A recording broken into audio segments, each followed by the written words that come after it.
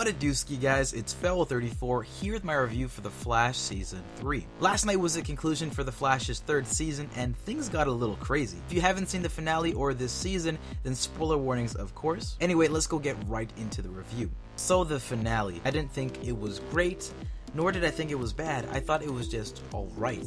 We finally figured out if Iris died, and of course she didn't.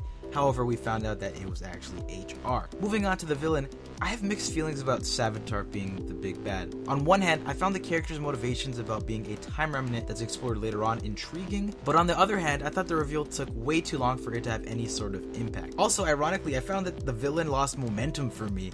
Him being Barry was interesting, I just wish he had a little bit more to do and it was executed better. With regards to performances, I think we get some of the best out of the cast, specifically from Joe, Iris, Cisco, and occasionally Barry. The whole idea of setting up the situation earlier on in the season where it's Iris dying made for some sticky situations story-wise. However, seeing Iris and her friends and family having to deal with this as the time started dwindling down at points made for some really emotional moments. Another thing I will say is I think Wally's character definitely gets some more time to shine. By the end of the season, I think he's a decent character. I think for sure he needs some more development, and at points I think his acting was the best that I've seen him on the show so far, as we get bits and pieces of good moments with him this season. And by the looks of it, after the finale, hopefully we'll get more of that sometime soon. Moving on to the writing, to be honest, despite there being twists and turns this season as most shows have, something I didn't like about this season was it was very predictable. From the whole face changer situation in the finale to who Savitar is, it was fairly easy to call out. Speaking of Savitar, I thought there was some pretty poor pacing with him, like the whole stretching of who Savitar is and the lack of direction in the first quarter or so.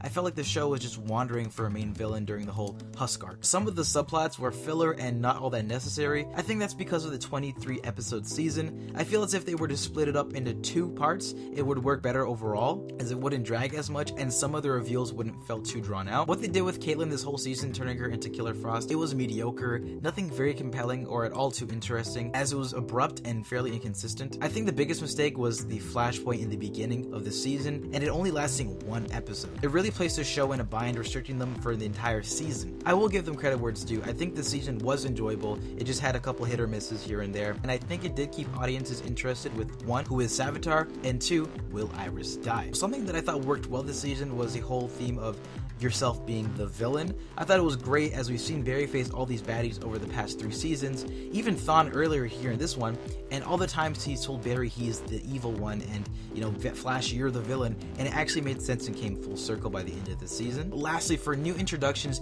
the biggest one probably would have to go to HR. At first, he was an odd and random character, and him being another Harrison Wells was a recipe for repetition and failure, but over time he really grew into his own and turned out to be pretty great. Not to mention Tom C's performance this time around stood out. Julian was a great addition to the team as well, with his transition from being a metahuman hater to actually being in love with one and trying his best to save Caitlin was tragic. Gypsy was a nice addition too, along with her Earth, as we get a little cameo of another speedster. Her and Cisco's chemistry work well together and are probably one of the best aspects of Cisco's character development this season. Lastly, while she has a later introduction, I think Tracy was a fairly interesting and cool character. I can see her having a much bigger role going into season 4. Overall, I think the 3rd season of The Flash is enjoyable and excels at points, but those moments are fairly far and few between each other, and it's more of the same old and ultimately slightly disappointing. I'm gonna give The Flash Season 3 a 6.5 out of 10. And that is my review for The Flash Season 3. What did you guys think about the season? Let us know your thoughts in the comment section down below. From the ending,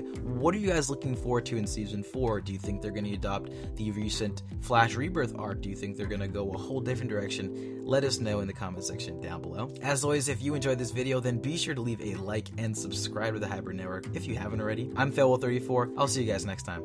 Take care.